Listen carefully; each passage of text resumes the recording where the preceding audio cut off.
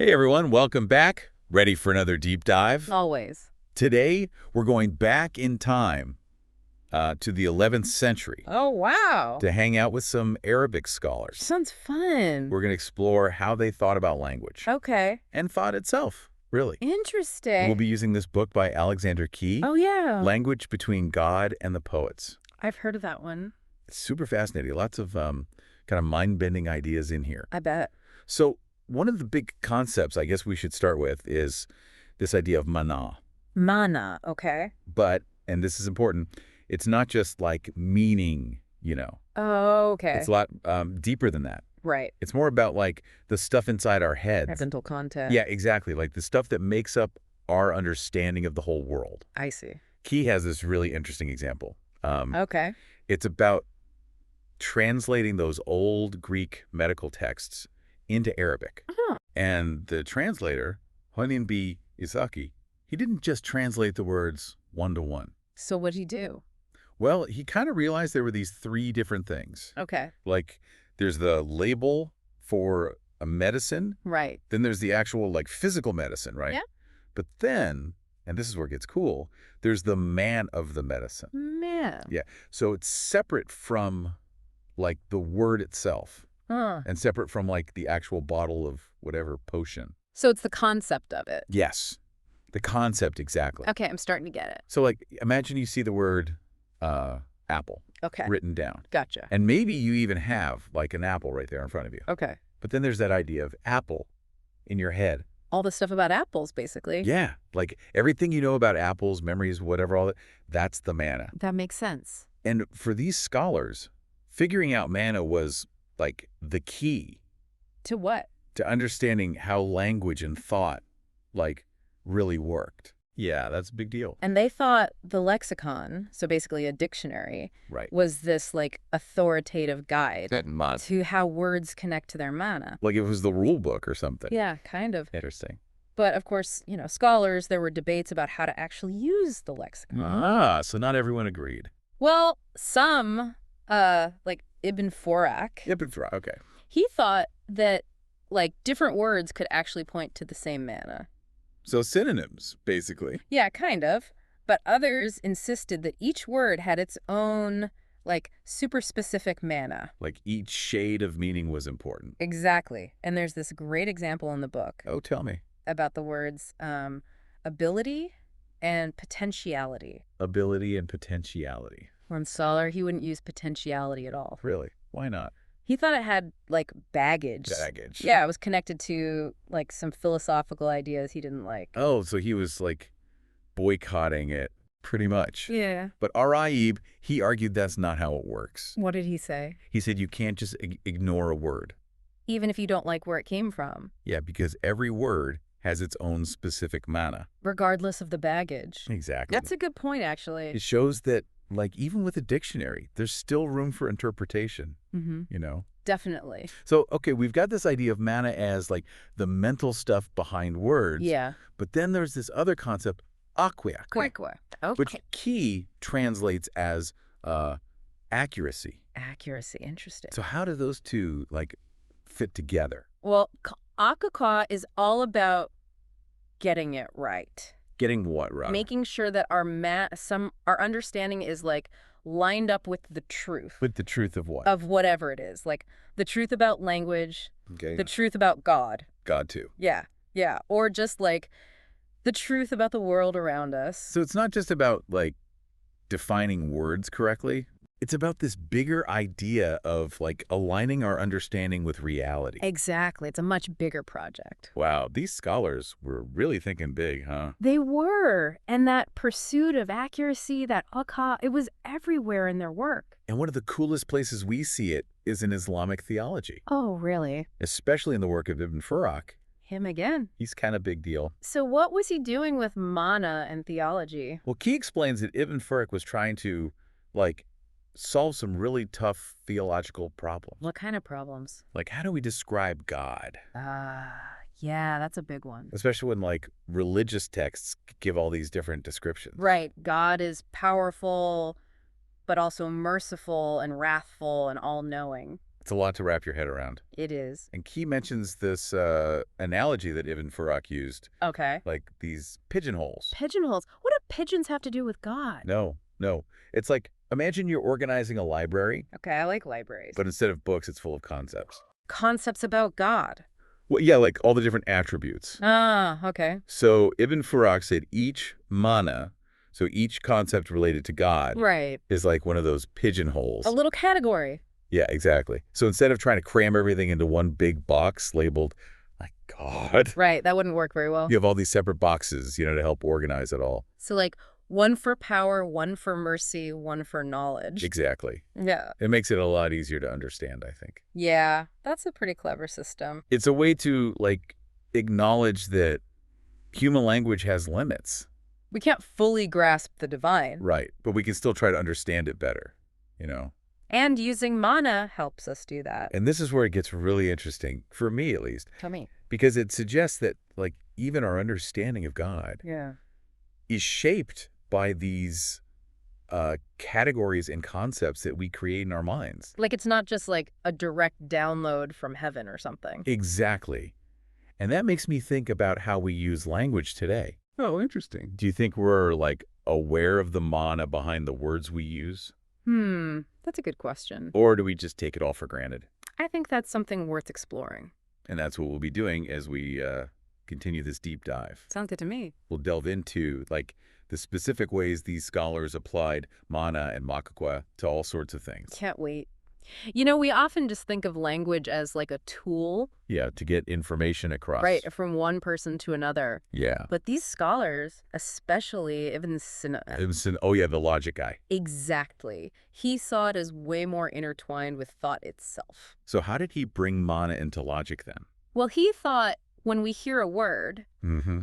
our minds don't just like download the dictionary definition. Right. We're building that Maʁnā, drawing on our own, experiences. Makes sense. Like if I say ocean, Yeah. someone who grew up on the coast Mm-hmm. versus someone who's never seen the sea. Totally different math. Exactly. And Ibn Sina was really interested in how that affects, like, how we reason. Huh. So even logic is tied to this personal understanding. Oh, yeah. He even noticed how meanings shift over time. Key mentions that. Yeah, he used essential as an example. Right. Like it used to mean something closer to possession. But then it evolved to have this deeper mana. It's like language is always changing, reflecting how we see the world, Exactly. And for Ibn Sina, paying attention to those subtle shifts in mana, that was crucial for clear thinking.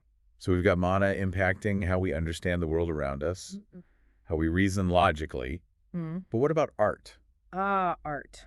That's where all Yang comes in. Right. He was all about language and beauty. Especially in poetry. Yeah. And wasn't he big on metaphors? Huge. He didn't think they were just like a literary trick. Right. He thought they actually shifted Maʁnā. You got it. Good metaphor. It reconfigures how we understand things. Okay. I need an example. This is getting a bit abstract for me. All right. How about the classic? He is a lion. We're not just comparing the guy to a lion, saying they're both brave. Right. In that moment, lion stops being about the animal. Whoa. And becomes all about bravery. Its mana has changed. So the Maʁnā of a word, it's not fixed. Exactly. It can change depending on how it's used, the context. That's amazing. Yeah. And Grammy saw that as the power of poetry. Yep. It plays with mana, makes us feel things deeply. But this brings up a question for me. Shoot. We keep saying, this accuracy is so important to these scholars. Right. But poetry, art, it feels different. Different how? Well, how does Kwikwa work with, say, a metaphor? You're twisting the literal meaning. It's a great point. It shows how language operates on these different levels. So, like, in theology, Kwikwa is about matching our Maʁnā to the truth about God. Yeah, or to the truth about the world in logic. Yeah. But in poetry, you're making a kind of truth within the poem. Bingo. Al-Anjani would say a metaphor's Kwikwa is in how true it feels within that poem's world. So it's about creating that feeling, even if it's not literally true. Exactly. It's about resonance, not just facts. Like there are different kinds of truth out there. And language helps us connect to them in all their forms. This is why I love studying this stuff. It makes you think differently about how language works. It really does. So we've seen man in understanding the world, in logic, in art. Wide range. But let's go back to theology for a bit. Okay. We were talking about Ibn Farak and God's attributes. Right, those complex descriptions. Yeah, what specific dilemmas was he trying to work through? One of the biggest was how to reconcile these, like, seemingly contradictory descriptions of God. Right, like God is strong but also merciful. Yeah, passages in religious texts would say all these things about the same divine being. How do you even make sense of that? That's what he was grappling with. And didn't he use that pigeonhole analogy to explain his solution? He did. It's all about how we as humans like to categorize things. Makes things easier to understand. Right. So he applied that to how we think about God. Meaning? He said each mana connected to a divine attribute is like a separate category in our minds, a pigeonhole. So instead of saying God is X and also the opposite of X, Which can be confusing, yeah. we have different mental categories for each attribute. Precisely. It allows for way more nuance. So God can be both powerful and merciful. But we understand those qualities through different manani. It's like a way to bridge the gap between human language and, well, the vastness of God. It is. And it highlights that mana isn't fixed. Right. My idea of divine justice might be totally different from yours. Even if we're using the same words. Exactly. Ibn Firaq's work shows how much our experiences, the words we use, how we've learned to think about these things. It all shapes the mana we create. It's not static, it's personal, it's always changing. And that makes you wonder how much of what we understand about anything, Not just God. right, is shaped by the language we've inherited, by those mani passed down to us. That's a huge question. It is. And these 11th century scholars were wrestling with it in their own time. And their work on Ma and the Quaker, Mm-hmm. it reminds us that making meaning isn't passive. We're active participants. We're shaping and reshaping our understanding. Through language, thought, our whole experience. This has been an amazing deep dive. It has. So much to think about. It really has. These ideas from so long ago, I know, right? they still feel so relevant. They were dealing with some pretty fundamental questions back then. Yeah, like stuff we're still trying to figure out. Exact. But okay, we've been geeking out on this Maʻnā and Equiqua stuff. It's good stuff. It is. But why should anyone listening today care? The big so what question. Right, like what can we take from these 11th century thinkers? I think their work offers a whole new way to think about language. Okay, how so? Well, think about how often we just use words. Yeah, all the time. Without really stopping to think about, like, the depth of meaning. The mod. Yes, the mana behind them. I'm definitely guilty of that. We all are. It's like we're on autopilot sometimes. Just tossing words around. Exactly. But these scholars are saying, hey, slow down. Be more mindful. Right. Every word is part of this huge web. Of, like, associations. Yeah, experiences, ideas, that whole package is the mana. And if we recognize that. It can change how we communicate, how we understand each other. Totally. And it's not just about being, like, more precise with our words. There's more to it. It's about that aqua thing too, right? Absolutely. That pursuit of accuracy, of getting it right. So it's like a double whammy. Kinda. Be mindful of the mana. And then make sure we're using it in a way that lines up with, well, the truth. That's the aqua part. But how do we even know what the truth is? That's the thing. There's no easy answer. It's a journey. Exactly. It's about being open to new information, challenging ourselves. Always refining our understanding. It's an ongoing process. So these scholars, they're giving us tools, basically. Tools for thinking, for understanding. And they work just as well today. As they did centuries ago. That's pretty amazing when you think about it. It is. They remind us that meaning isn't just handed to us. We have to work for it. We make meaning through language, thought, all of it. This whole deep dive has been eye-opening. I agree. It's really shifted my perspective. So as we wrap up, what's the one thing you want listeners to take away from all this? I'd say this. Meaning is fluid. It changes. It's not fixed. Right. Language, culture, our own experiences, it all shapes how we understand things. In that quest for accuracy, for akuka, It never ends. it's a lifelong pursuit. Exactly.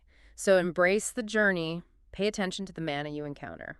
Don't be afraid to question things. Keep exploring. Keep learning. Couldn't have said it better myself. Well, I'm glad we had this conversation. Me too. Yeah? And on that note, we'll leave you with a little challenge. A challenge. Think of a word, any word, that you use a lot. Okay.